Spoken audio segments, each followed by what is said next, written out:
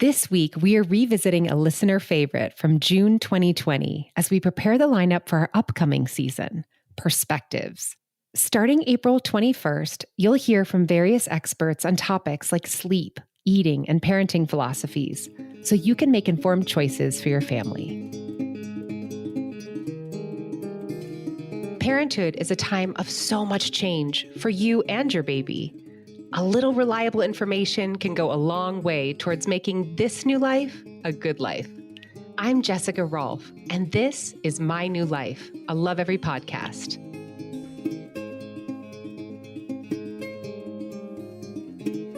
Few topics will spark debate among parents more enthusiastically than screen time. It's so controversial. Screens are everywhere, and the research on how they impact developing brains is mixed. Some equate screens with books, just another form of media. And then there are perspectives like those of psychologist Eric Sigman. He recently went so far as to say, although screens can appear to hold your 2-year-old's attention, they're actually impeding the development of the ability that parents are so eager to foster, the ability to focus, to concentrate, and to lend attention. The purpose of this episode is to provide a perspective from a parent who has made an intentional decision to be screen-free with her own 2 children, now 5 and 8, and to offer advice on how to keep screen time to a minimum. Dr. Megan Owens goes by Screen Free Mom. She runs a website, screenfreeparenting.com, with over 27,000 active and engaged participants. She's also an assistant teaching professor at Penn State University. Hello, Megan. Hi, Jessica. How are you doing? I'm great, and I'm so excited to talk to you today. It's such an important topic, and I'm really curious to start with, what does screen-free look like for your family?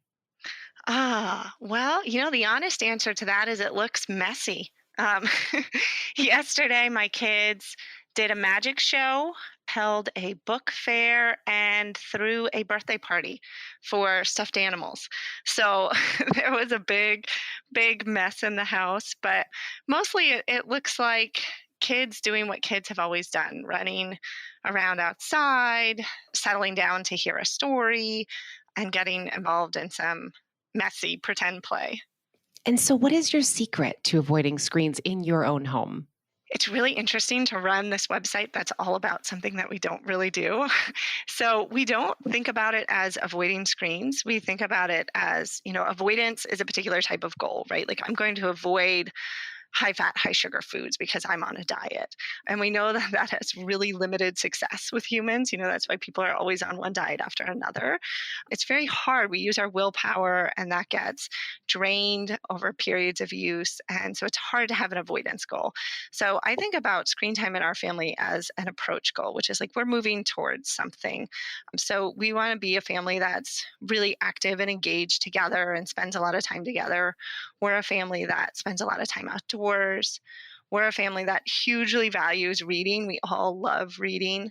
And so we promote what we call the SPOIL system, which is just a quick acronym for 5 categories of activities that science has shown for well over 50 years are associated with positive child development, whereas all the research on screens is continually evolving. So SPOIL stands for social time. That might mean playing tag or wrestling with a parent, or playing a board game. Playtime, which is all that free, imaginative play that is so good for children. Outdoor time, that they're outside running around, they're in a forest, they're spending time with whatever outdoor space is available to them. Independent work. Every day in our house, we spend some time engaged in child appropriate chores, things they can really feel ownership of and do themselves, which might be making the bed, to emptying the dishwasher, to folding some laundry. And then the L in SPOIL stands for literacy-based activities. So they spend time reading and being read to and listening to audiobooks and those sorts of things. So really, it's about what we do, not necessarily what we're not doing. So those are the sort of things we're doing every day. And we really just don't have time for a lot of screens at the end of it. Yeah, it's so great to kind of hear that painted picture. I love the SPOIL acronym. That's great. And so what about, they're so effective at entertaining toddlers when a parent needs to take a shower or, to have a work conversation. What alternatives do you suggest? How do you do that independent play and have it work for the parent and give the parent a break too?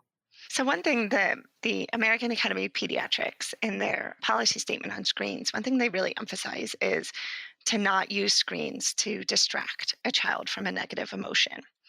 And I think sometimes, when you're taking a shower or you're on a phone call or in a meeting or whatever it is that you're doing, cooking dinner, there's some negative emotions there in your child, right? Like either boredom, which is, a low level negative emotion, or maybe anger or frustration that you're not paying attention to them or you're not helping them. And so it's easy to pop the screen in there, right? To eliminate that negative emotion. Like, I'm not paying attention to you, but look at this cast of characters that is. What happens when you don't do that with a screen is that your child slowly has exposure to negative emotions. You might hop in the shower for 5 minutes, or less, really, with an infant before you come out. And then it gets a little bit longer over time. And so, one thing that happens is your kid learns that they're okay without being entertained and that it might actually be really enjoyable to direct their own attention and to get involved in some things. Now, when kids are younger, I do recommend having maybe some quote unquote special toys. So for us, they were in key areas. So the showering area, in the bathroom, in the kitchen, under the kitchen sink, where you keep toys that are really engaging. And hey, these are the toys that you get to explore and use when I'm cooking dinner. And so then there's a level of excitement of like, I get to play independently with these things while mom cooks dinner. It's not about that mom's not paying attention to me. So again, it's kind of that approach goal thing, but for the child. And then when dinner is all done and you're done cooking dinner and it's time to eat together, okay, we're going to clean up these toys together. And tomorrow when we cook or tomorrow when I take a shower, you'll have access to these again. And that helps them build that capacity for their self-directed attention. And how often do you rotate the toys in these special baskets so that they feel fresh? The bins that I've kept under the bathroom sink and under the kitchen sink, I honestly haven't rotated as much as maybe would have been helpful, but they didn't get sick of them. A lot of them are sort of either were sensory bins that were safe for them or Montessori based toys like jobs where they can put things in and out of stuff or take things out of stuff, where they can build small things, that sort of thing. Then I have we have what we call the toy library, which is just a closet in the basement. And so we keep a limited number of toys out so as to not to overwhelm their attention and their sensory system. And then everything else stays in the toy library. And then we rotate those out. And another thing that we keep in the toy library, what we call quote unquote buy yourself bins, which are large Tupperware bins that have things that they really can do by themselves. Again, a lot of sort of Montessori based jobs, things simple like stickers that they can start to peel and work on, puff balls, like all those sorts of things, but it'll be a big bin, some books that might be really engaging with flaps in them and things like that. I mean, if I have a longer period of time, a longer project that I have to do or a longer phone call, that's when I would pull out a buy yourself bin and they would just be thrilled because it might have 5 to 10 items in it that they can then take out and really explore and do all sorts of things with. And then what does it look like when you're on a road trip? Like if you're in a car, I know what it looks like for us, and it's just like piles and piles of heavy books. And it's almost ridiculous, like how much stuff, physical stuff that we have to bring to not have screens of it made available to our kids. Does screen free mean more stuff? I think for under fives, it definitely does. The part of the selling feature of like, get this tablet for your kid is it's the only thing you'll have to bring anywhere. Like they'll have books on it and they'll have games and they'll have access to, endless online streaming content. And a book is just one book. So I think I constantly have to balance myself. One, I think, yes, an honest answer is it does include more stuff. We bring like a big bin of heavy books with us anytime we go on a road trip. That probably has like 30 to 40 books in it. That's way more than a tablet. And then plus, all sorts of little toys and things to keep them busy.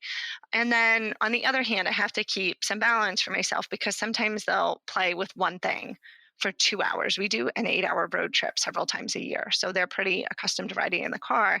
And sometimes they don't get to all that stuff that I've packed. And so some of it is like my own worry as a parent of like, what are they going to do to keep themselves busy?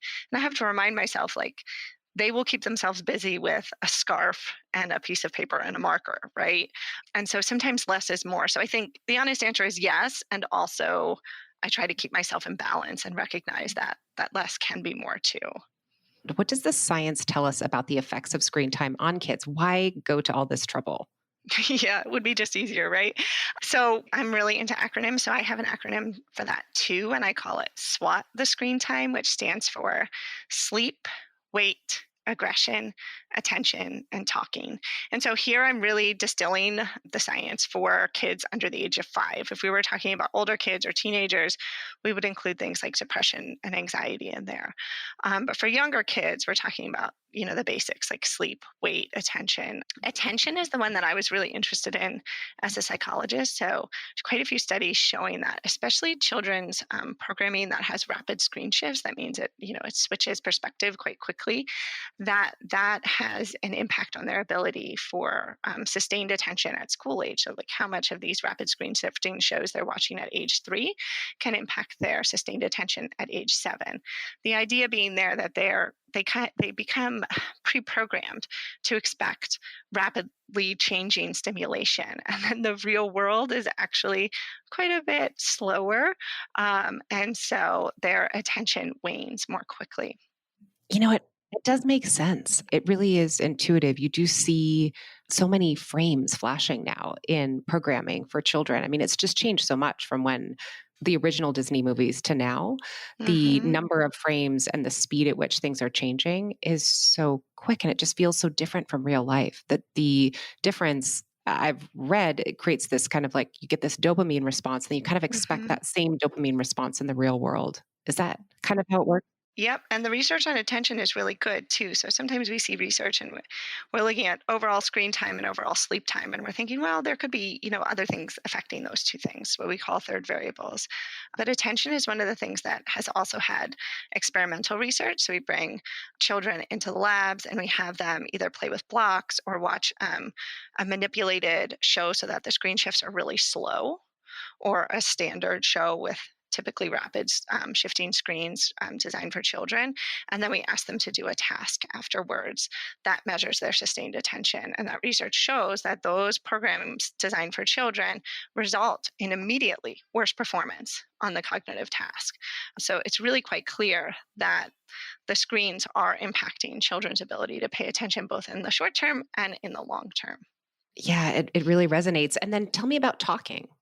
Yeah, talking is one I was really interested in too, because I was one of those moms that like really wanted to hear what my kid had to say. My first daughter was very fussy, and so, sometimes it was like I don't know what you want, and I wish that we could communicate. And so anything that was going to make her speech more delayed is something that I wasn't interested in, right?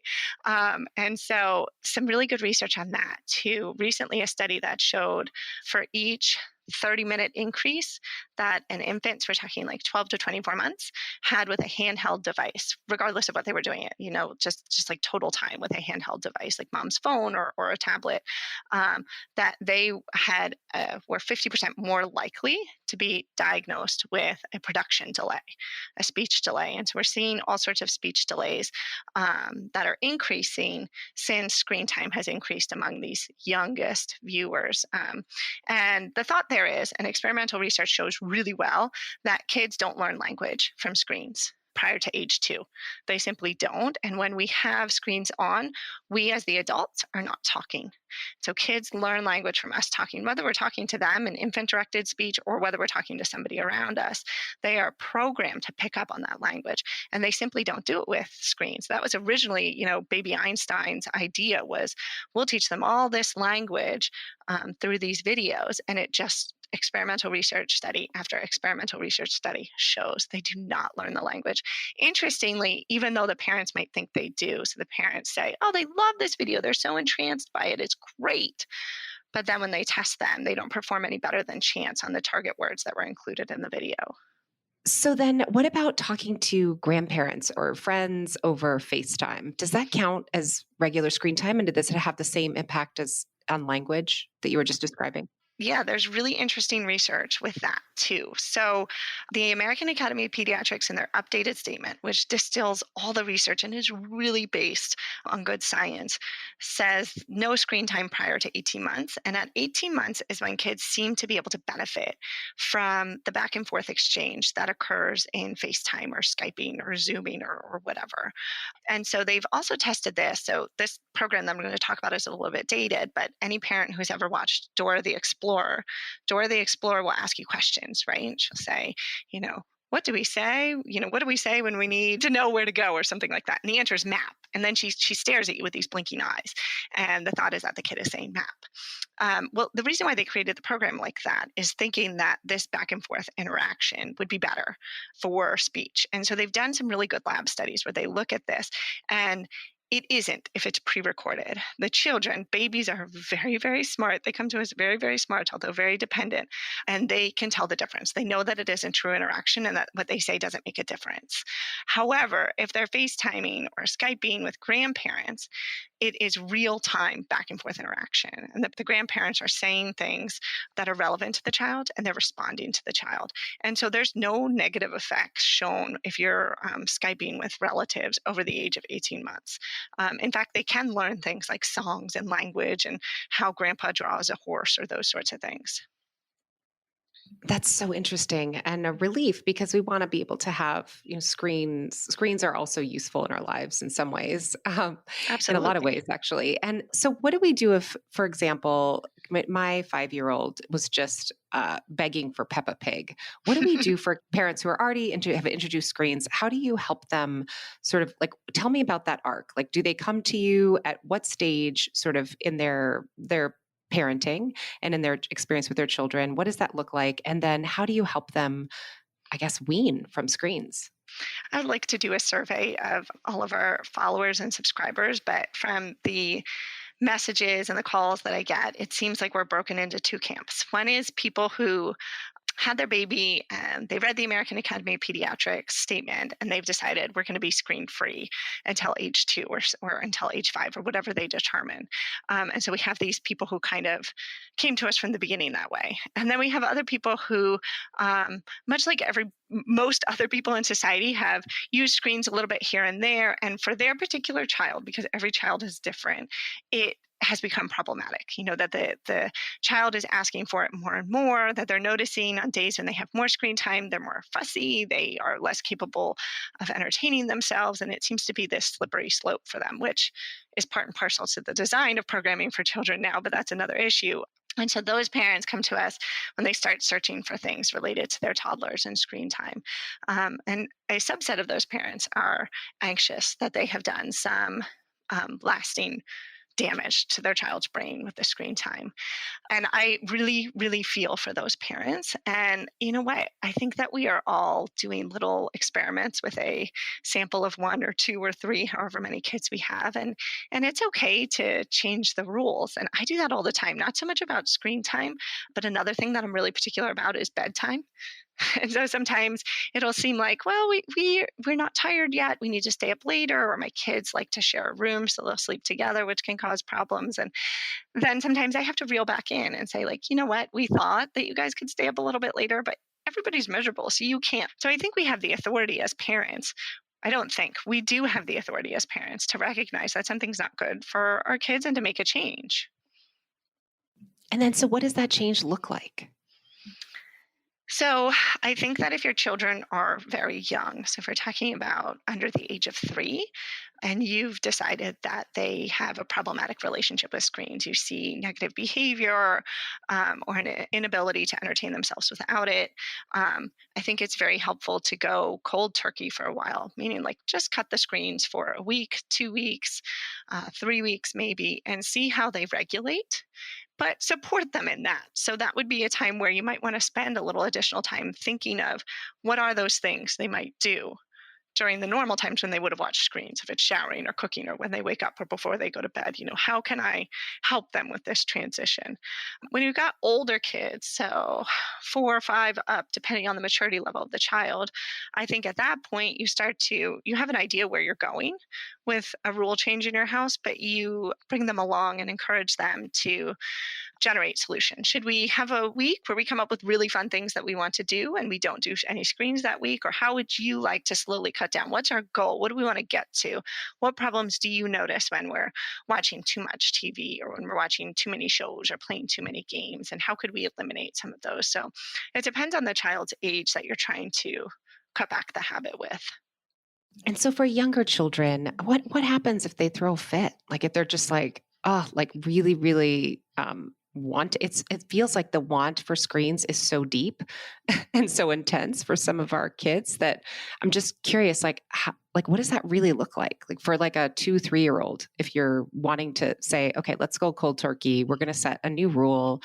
We really feel inspired to make this change. So talk to me a little bit more about the specifics of what that looks like. So, one, I have a great deal of empathy for those kids. I was the co author to a letter to the American Psychological Association a year ago asking them to take a stand on persuasive design, which is the science behind making the programming, the games, and the television shows for children to be really engaging, to give children those little dopamine hits, to make it really hard for them to turn off. And those things can be really simple, like when your kid watches YouTube videos, the next video continually plays and it sends them down this tunnel of like never ending videos. I don't know if they would ever end, right?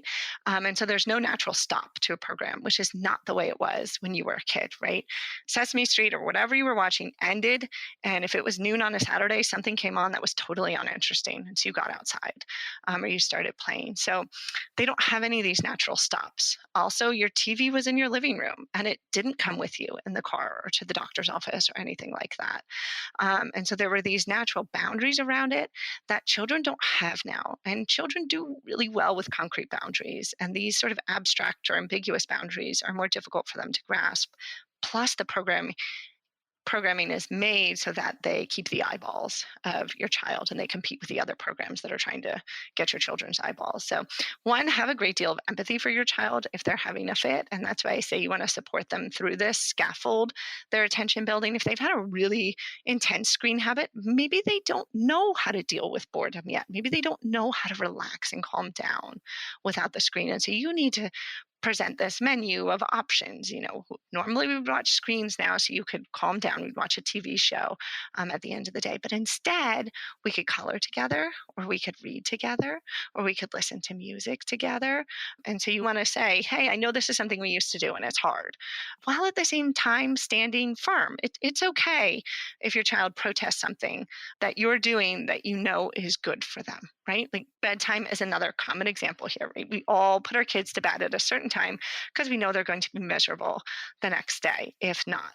And they might protest that, but we stand firm in the fact that it's time for bed. You're really tired. We need to calm down and go to sleep. So you can stand firm while also, being empathetic and providing some support to them.